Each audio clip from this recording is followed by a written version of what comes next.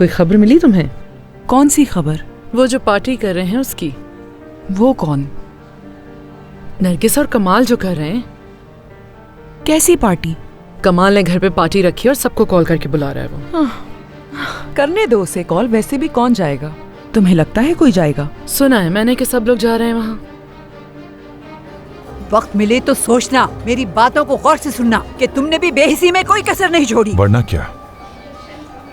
वरना क्या? मैं वो करूंगी जो करने की जरूरत है। बात सुनो, मेरा सब्र अब खत्म हो गया।